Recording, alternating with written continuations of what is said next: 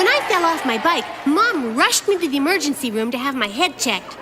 Boy, anyone crazy enough to wait 3 hours to see some doctor needs to have their head examined.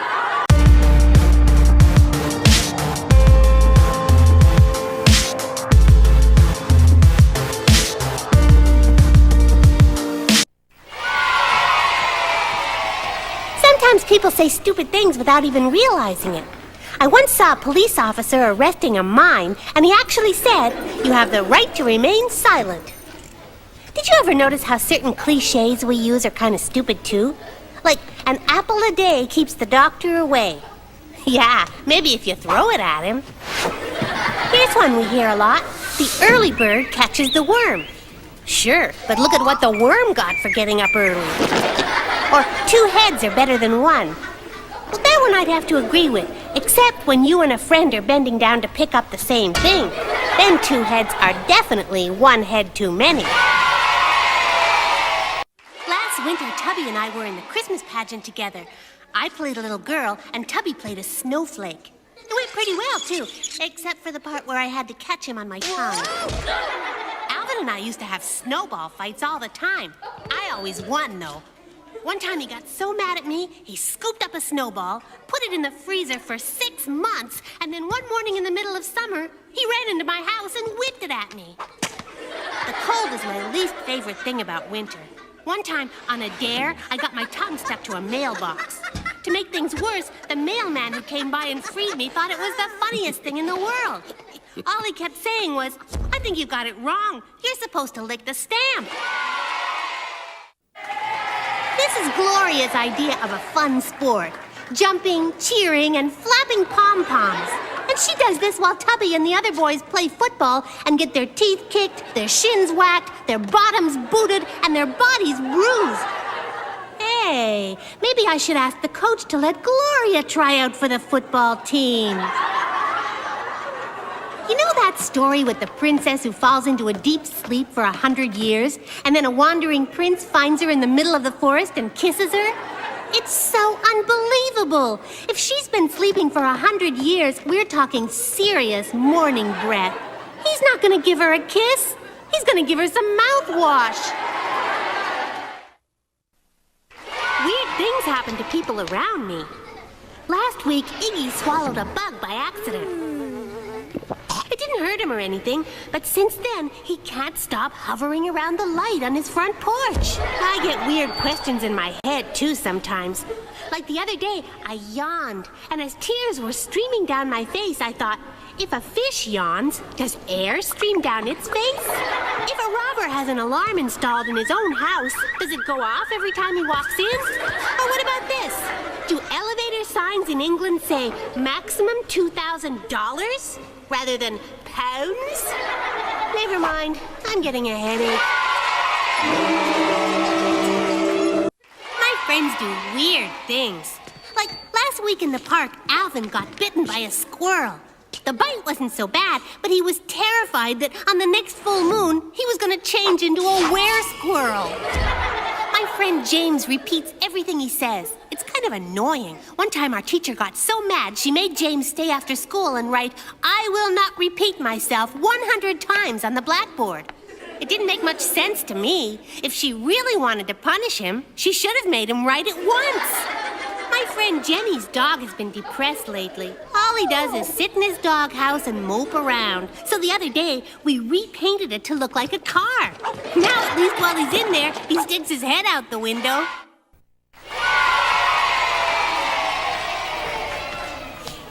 My mom made me a wool hat for Christmas, but it got soaked and shrunk. One thing's for sure, if I were sheep, I'd stay out of the rain. I love holidays. They give me a chance to see my relatives, and believe me, I have some weird ones. My Aunt Myrtle draws her eyebrows in with a special pencil. Whenever she comes over, I try to make her angry, so she has to erase them and draw them at a different angle. My cousin Herb wears the thickest glasses I've ever seen. He tried getting contact lenses a few years back, but he couldn't close his eyes over them.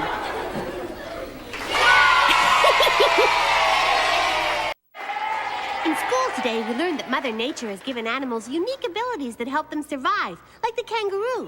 It has a pocket so it can safely carry its young around. Or the hummingbird. It has a beak shaped like a straw so it can suck nectar out of flowers. And giraffes have tall necks so they can reach food high up in trees. But what about the octopus? It has ink sacs. Is that so it can write a book? If so, Mother Nature forgot to give them 8 pens, too. And camels, what are those humps good for anyway, besides really bumpy rides?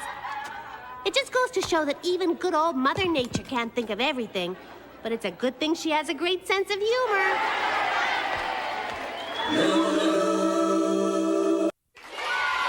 Me and the gang played dodgeball the other day.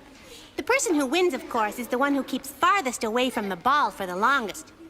We figure by those rules, Tubby actually won. He stayed at home. One thing's for sure, it's not a sophisticated game. I mean, unlike other sports, nobody's taught how to play dodgeball. The minute they stand you up in front of a wall and start whipping things at you, you know how to play. One guy you don't want to play dodgeball with is Slug. He's the toughest kid on the planet. One time, I saw him write his name in sidewalk cement with his finger. And the cement was dry. I went to the mall last weekend while I had the flu and a fever of 101. I was pretty dazed. I remember at one point I stood on the escalator for 15 minutes before I realized these are the stairs. I bumped into Wilbur at the mall. He was showing off his new expensive pump running shoes. As he was jogging home, one of them blew out and he went swerving all over the sidewalk. No one was seriously hurt, but there was a 12-person pileup. My dad, Mr. Scatterbrain, came to meet me that day and totally forgot where he parked.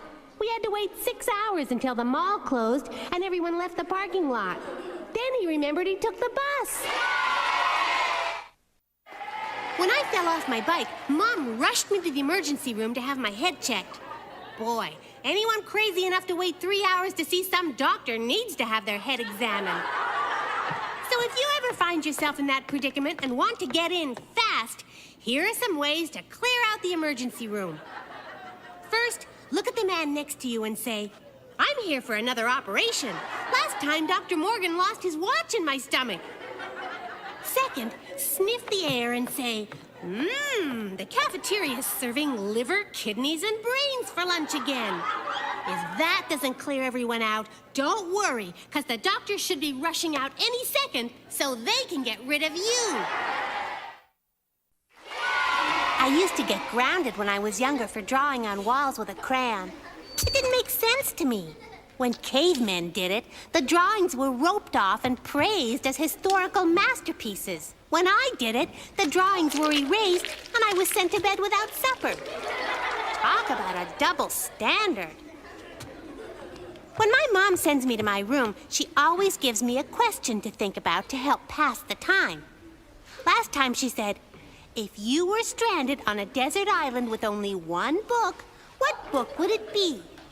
I said, "That's easy. How to build a boat."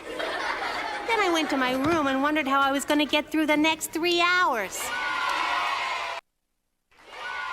The other day, Tubby asked me to do his economics homework for him. I said, "It'll cost you $5. That's when he knew he'd picked the right person.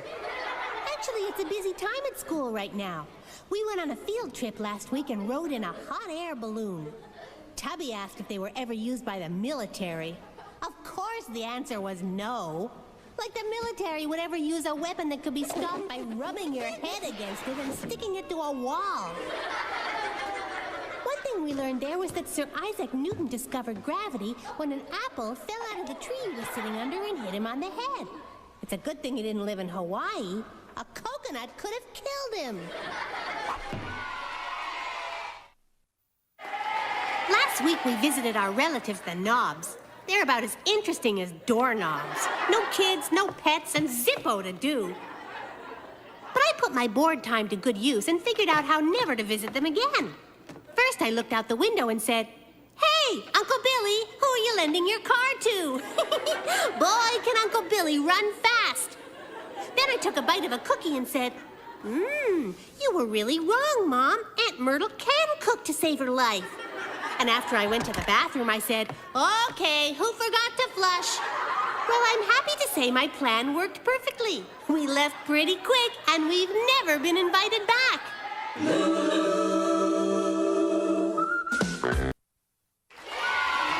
I've been shopping for Tubby's birthday. Yesterday, I went to a practical joke store. Big mistake. When I walked in, it was just an empty room with a sign that said, "Gotcha."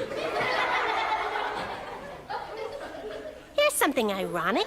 Last year for my friend Pete's birthday, I mailed him a boomerang. But no matter how much postage I put on it, it kept coming back. Last year he had a costume party on his birthday. I went dressed as an apple. It would have been fun, except for the guy who came dressed as William Tell.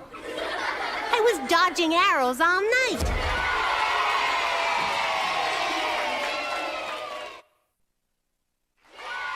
I did some laundry today and once again lost a sock in the dryer. Honestly, it's like they vanish into thin air. Tubby got a new shirt the other day that definitely makes a fashion statement. It says no to fashion. We don't agree on clothes very much. Actually, there's a lot we don't agree on. My class took a day trip to the art museum last week. I love art, but Tubby finds it boring. When we got there, the teacher told us to pick our favorite work on the wall. Tubby picked the exit sign. Last year, my class took a day trip to a sheep farm. When we got there, Tubby tried to figure out how many sheep there were, but halfway through counting them, he fell asleep. The other day, Tubby told me he thinks he has terrible vision. Then he said, "That's why I'm eating these carrots." And then I said, "I believe you. And by the way, those are potatoes." I told Tubby he doesn't read enough. He said, "That's ridiculous. He loves reading." And to prove it, he marched down to the local library to join up. Unfortunately, he got bored reading the application form, and he hasn't been back since. Our homework for art class last week was to make something out of popsicle sticks. I used 100 sticks and made a lamp. Tubby used one stick and made a tongue depressor. If you lived in the medieval ages and wanted to be a hero, then you'd be sent off to night school. Sounds like fun, right? Well, not if you got on the track team. You'd never win because your armor would slow you down. And if you were on the swim team, you'd always have to be rescued from the bottom of the pool. I'm sure the after-school clubs were great, like the Dragon Slaying Club or the Full Contact Chess Club. And you could come up with some really wild excuses if you were ever late for school, like, "I was taking a shortcut through the enchanted forest when this witch turned my horse into a frog." The big thing to worry about would be if you flunked out, because then you'd have to become a fool.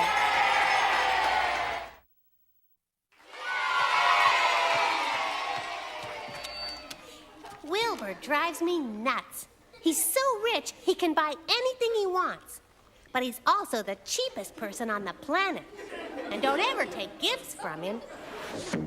He got me a dollhouse for my birthday, but it turns out it comes with a mortgage. I missed a payment last month and got a very nasty visit from G.I. Joe. Last week, Wilbur was kicked out of the Boy Scouts because they finally realized he cheated on all his badges. It took them long enough. They should have figured it out when the sewing badge fell off his shirt.